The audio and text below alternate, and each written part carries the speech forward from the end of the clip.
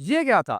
बिल्कुल ऐसा ही मेरा रिएक्शन था आज का जो एपिसोड था सुल्तान महमद फ़ातेह का, उसके अंदर एक सीन को देखने के बाद। उस सीन के अंदर सुल्तान महमद फ़ातेह और व्लाद ड्रैकुला को एक-दूसरे के साथ लड़ता हुआ दिखाया जाता है और इस सीन के अंदर भी सुल्तान महमद फ़ातेह व्लाद ड्रैकुला को चाकू के वार से कत्ल कर देते हैं और फिर सारी सीन कट होता है और ये चीज़ हमें पता चलती है कि ये सब कुछ जो सीन था व्लाद ड्रैकुला के दिमाग के अंदर चल रहा था कि अगर सुल्तान महमद फ़ातेह को मेरे मंसूबे का पता चल गया, कि ये सारे का सारा मंसूबा मैंने तरतीब दिया है उनको पोंतस की मुहिम से रोकने के लिए, तो ऐसा कुछ हो सकता है। तो दूसरी तरफ सुल्तान महमद फ़ातेह जो कि पोंतस की मुहिम का आगाज़ कर चुके थे, वो किसी भी सूरत इसको ख़त्म नहीं से करना चाहते। तो इसलिए सारे का सारा मामला उन्होंने बातचीत के ज़रिए हल कर लिया और साथ ही साथ व्लाद ड्रैकुला तो ये मंसूबा मुकम्मल तौर पर नाकाम हो चुका है। सबसे पहले सुल्तान महमद फ़ातेह इवानस अली बे की मदद से एक सिपाही के ज़रिए पैगाम पहुँचाते हैं कारामार रियासत के अंदर सुल्तान इब्राहिम को कि वो उनसे तुकार शहर के अंदर मिलना चाहते हैं और फिर वो किसी को बताए बिना अपने उस करारगाह से चले जाते हैं व्लाद ड्रैकुला एवानस अली बे सिजादा मुस्तफ़ा और अपनी बीवी गुलशा खातून के साथ और ये फरीजा सौंपा जाता है मुल्ला लुत्फी को कि तुमने किसी को इस बारे में नहीं बताना और किसी को भी मेरे खैमे के अंदर आने नहीं देना और मुल्ला लुत्फी इस फरीजे को अच्छी तरह से सौंपता हुआ नजर भी आता है, अदा भी करता हुआ नजर आया। तो दूसरी तरफ जब तुकात के शहर के अंदर सुल्तान महमद फ़ातेह सुल्तान इब्राहिम से मिलते हैं, वहाँ पर सुल्तान इब्राहिम सारी बात सुल्तान महमद फ़ातेह को बता देते हैं कि ये सारे का सारा मंसूबा मेरे बेटे सुलेमान और पोंतस के शहंशाह डेविड ने मिलकर तरतीब दिया था हम दोनों को लड़ाने के लिए और अब उसकी गद्दारी आश्कार हो चुकी है सुलेमान की और मैं उसको अपने साथ लेकर आया हूँ, तो इस वक्त तुकात के किले के अंदर मौजूद है। लेकिन यहाँ पर सुल्तान महमद फ़ातेह इब्राहिम भी ऐसे ये बात करते हैं कि अगर तुम्हारी नीयत साफ थी तो फिर तुमने अपना एलची क्यों भेजा जिसने आकर महमूद पाशा को मारने की कोशिश की। यहाँ पर इब्राहिम बे कहते हैं कि हो सकता है कि ये एलची भी उसका बंदा हो, सुलेमान का, मेरे बेटे का, जैसे कि उसने मुझे तख्त से हटाने की कोशिश की थी, तो उस लड़ाई को और ज़्यादा बढ़ाने के लिए उसने ये सारा हुस्न मंसूबा तरतीब दिया हो। जिसके चलते हुए सुल्तान महमद फ़ातेह व्लाद ड्रैकुला को फरीदा सौंपते कि तुम तुकात के किले में जाकर सुलेमान को लेकर आओ, ताकि सारी बात खुल सके, हकीकत सामने आ सके।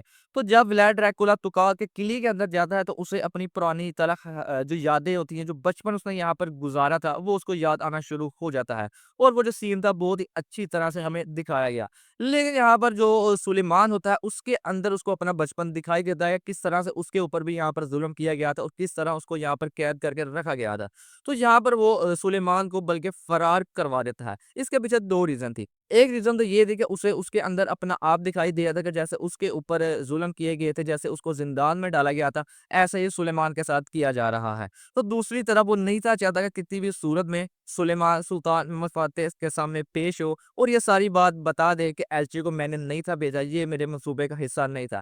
ऐसे मेरा मंसूबा नाकाम हो सकता है और मैं फँस भी सकता हूँ इस सारे मामले के अंदर। तो इसलिए वो उसे वहाँ से फरार करा देता है।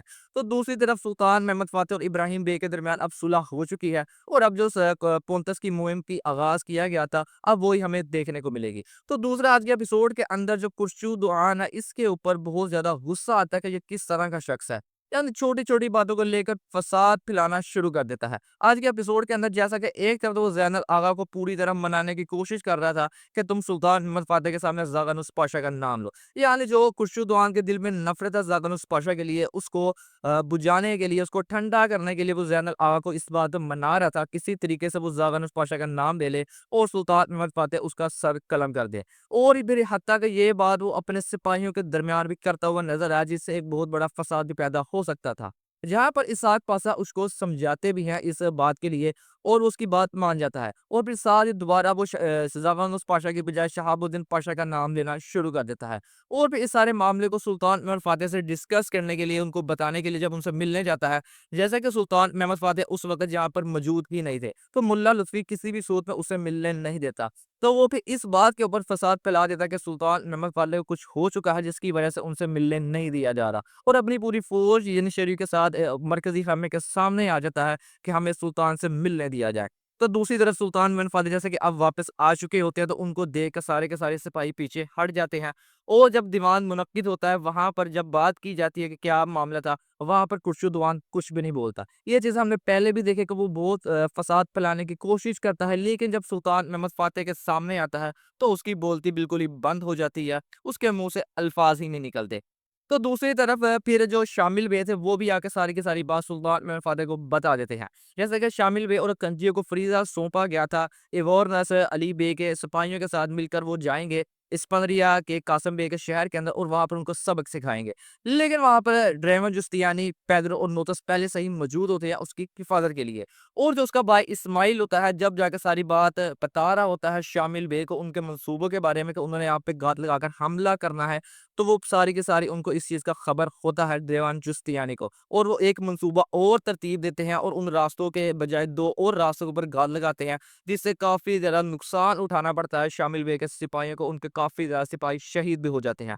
और साथ ही साथ इस्माइल जो उनका भाई था कासिम बे का वो भी पकड़ा जा चुका है जैसे कि उसने गद्दारी की थी अपने भाई के साथ और शामिल बे का साथ दिया था यानी सल्तनत उस्मानिया का साथ दिया था वो नज़र आया। और साथ-साथ आज के एपिसोड का इख्तिताम भी बहुत शॉकिंग तरह से किया गया है। जैसा कि लास्ट के अंदर मुल्ला लुज़वी के बार-बार इसरार करने पर सुल्तान महमूद फ़ातिह एक मुजरिम की तरह व्लाद ड्रैकुला को अपने सामने पेश करते हैं। वहाँ पर व्लाद ड्रैकुला बार-बार वही बात कर रहा था कि तुम अपने भाई के साथ ऐसा कैसे कर सकती हो? तुम मेरे पे यानी तुम्हारा मेरे से एतबार कैसे ख़त्म हो सकता है? और तुम मेरे पे ये कैसे इल्ज़ाम लगा सकते हो कि ये सब कुछ मैंने किया है? लेकिन सुल्तान महमूद फ़ातिह बहुत गुस्से में नज़र आते हैं और फिर तलवार के ज़रिए उसकी गर्दन के ऊपर तलवार भी रख देते हैं कि तुमने इस बात का जवाब देना ही होगा कि जब सदर आज़म महमूद पाशा के ऊपर वार किया जा रहा था तो उस वक़्त तुम कहाँ मौजूद थे? और इसी के साथ इस एपिसोड का इख्तिताम भी हो जाता है। यानी जो हमें एक प्यार का रिश्ता देखने को मिल रहा था सुल्तान महमूद फ़ातिह और व्लाद ड्रैकुला के दरमियान, अब वो हमें देखने को नहीं मिलेगा। यहाँ पर व्लाद ड्रैकुला बच तो ज़रूर जाएगा जैसा कि उसने इस बात का जवाब दे लेगा, उसने इसके लिए मंसूबा तरतीब करके रखा ही गया होगा। लेकिन जो एक इनके दरमियान प्यार का रिश्ता था वो मुकम्मल तौर पर ख़त्म हो चुका है। आज का एपिसोड आपको कैसा लगा कमेंट करके ज़रूर बताइएगा। मिलते हैं आपसे नेक्स्ट वीडियो में।